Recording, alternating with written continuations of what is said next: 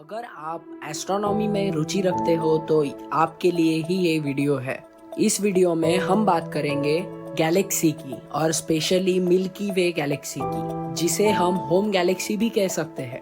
अब मिल्की वे गैलेक्सी को समझने से पहले गैलेक्सी क्या होता है ये समझना बहुत ज़्यादा ज़रूरी है। अब मिल्की वे गैलेक्सी या फिर गैलेक्सी यानी कलेक्शन ऑफ स्टार्स, जहाँ पे लाखों ढेरों करोड़ों अब्जों खरबों स्टार्स है और वो स्टार्स एक कलेक्शन में वहां पे है और इनके बीच हीलियम, हाइड्रोजन, डस्ट पार्टिकल्स हमें मौजूद देखने को मिलते हैं। ये गैसेस स्टार फॉर्मेशन के लिए बहुत ही ज्यादा मदद करती है। अब इन गैलेक्सीज में सिर्फ तारे ही नहीं बल्कि प्लैनेट्स और प्लैनेटरी सिस्टम्स भी हमें देखने को मिलते हैं।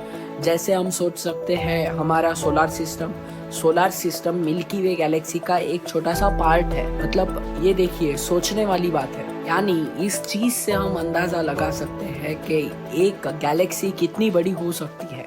मतलब उसमें पूरा का पूरा सोलार सिस्टम समा जाए या फिर सोलार सिस्टम जैसे होने वाले बड़े बड़े और प्लैनेटरी सिस्टम्स भी इनमें पाए जाते हैं। ये तो शुरुआत है, अभी आगे आगे देखते जाइए और इस गैलेक्सी में क्या क्या होता है।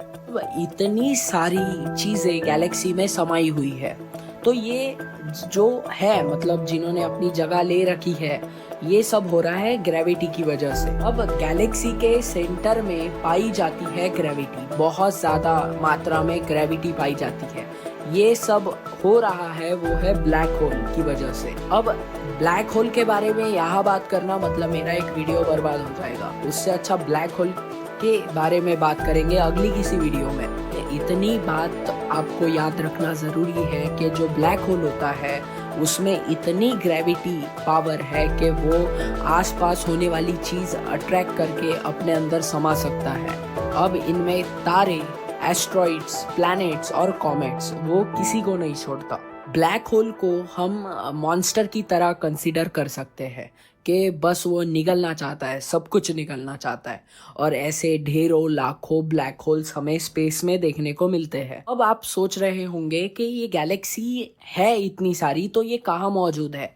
तो ये यूनिवर्स में हम जितना अंदर जाते जाएंगे, यूनिवर्स को जितना हम देख पाएंगे, उतनी गैलेक्सीज हमें देखने को मिलती रहेगी। अभी आपके मन में और एक सवाल आ रहा होगा कि अगर इतनी गैलेक्सीज हम देख सकते हैं या देख पाएंगे तो कितनी गैलेक्सीज हम देख चुके हैं? तो उनका आंकड़ा है 200 बिलियन गैलेक्सीज मौजूद है, ऐसा साइंटिस्ट कहते हैं, जो कि कंफर्म है कि है वो। अब अगर हम हमारे शहरों से अगर गैलेक्सीज को कंपेयर करें, तो जैसे हमारे शहर अलग अलग शेप के होते हैं वैसे ही अलग अलग शेप की गैलेक्सीज देखने को मिलती है।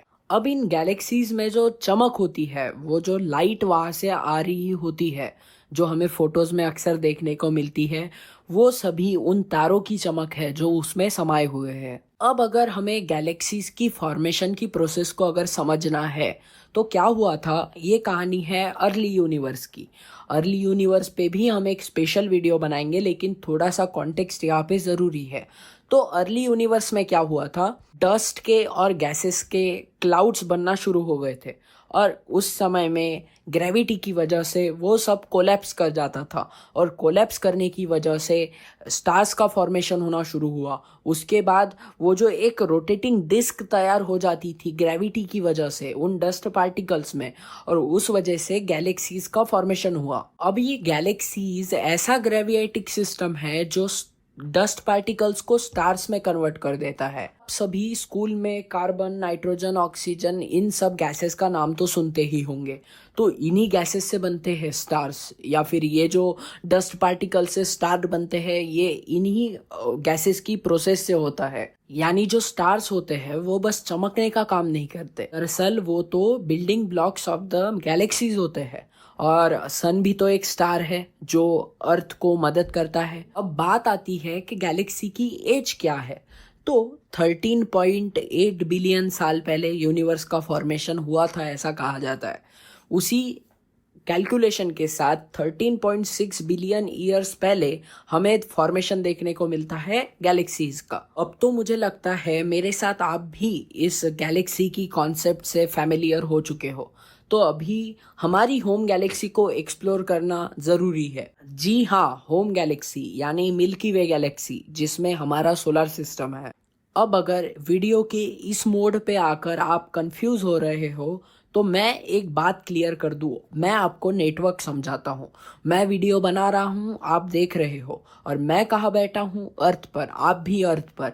अर्थ कहाँ है? सोलर सिस्टम में। और सोलर सिस्टम ये मिल्की वे गैलेक्सी में है। और अगर इतनी सारी गैलेक्सीज मौजूद है मिल्की वे गैलेक्सी जैसी, तो गैलेक्सीज को भी हमें ग्रुप में डिवाइड करना ज़रूरी है। अब अगर आप सीबीएसई के स्टूडेंट हो तो आपने एंड्रोमेडा और ट्रायंगुलम के बारे में तो ज़रूर पढ़ा होगा। ये हमारी नेबर गैलेक्सीज है। इन गैलेक्सीज के अलावा और 30 गैलेक्सीज है जो कि डॉर्फ है या फिर सैटेलाइट गैलेक्सीज उन्हें कहा जाता है। अब गैलेक्सीज के इस ग्रुप को कहा जाता है लोकल ग्रुप, और ये लोकल ग्रुप ये हिस्सा है वर्गो सुपर क्लस्टर ग्रुप का।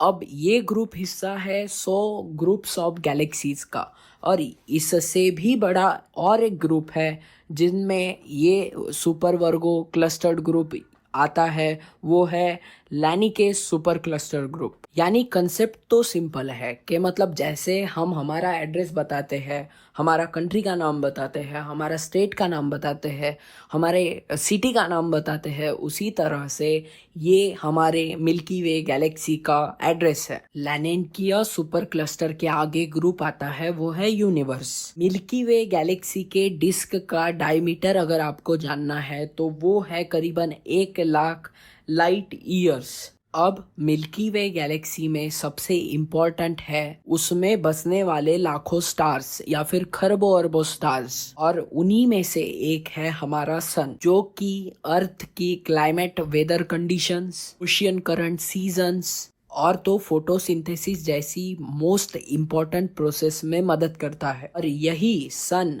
इस मिल्की वे गैलेक्सी का एक छोटू सा तारा है। छोटा इसलिए क्योंकि इससे बड़े बहुत सारे स्टार्स इस गैलेक्सी में घूमते हुए देखने को मिलते हैं, जैसे कि UY स्काटी, जो कि सन से करीबन 1800 गुना बड़ा है। अब ये तो हो गई सन की बात, वैसे ही बहुत सारे करीबन 100 बिलियन प्लैनेट्स इस गैलेक्सी में घूम रहे होंगे। ने केपलर 186f का नाम सुना है, जो कि अर्थ जैसा दिखने वाला प्लैनेट है।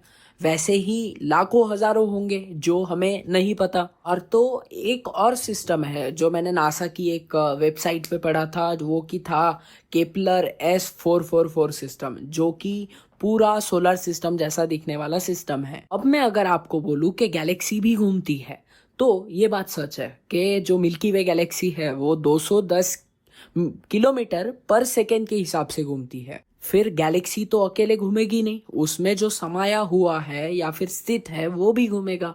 उसी वजह से सब प्लैनेट सब कुछ घूमते रहता है, यानी फिर सोलर सिस्टम भी घूम रहा है। और सोलर सिस्टम ही नहीं तो सन खुद भी गैलेक्सी के चक्कर लगाता है अंदर ही अंदर। जैसे अर्थ सन के अराउंड रोटेट होती है, वैसे सन भी गैलेक्सी के अराउंड रोटेट होता है। अभी इसे कॉस्मिक ईयर या फिर गैलेक्टिक ईयर कहा जाता है। अब गैलेक्सी में जो सोलर सिस्टम की लोकेशन होती है वो आर्म्स पे होती है, यानी सेंटर में नहीं होती। अगर वो सेंटर में होती तो मैं आपसे यहाँ पे बात ही नहीं कर रहा होता। जो बीच में सुपर ब्लैक होल है वो हमें निकल जाता। यानी इससे हमें ये समझ में आता है कि हमारा सोलर सिस्टम या फिर अर्थ कितने बड़े कंडीशंस में सरवाइव कर रही है।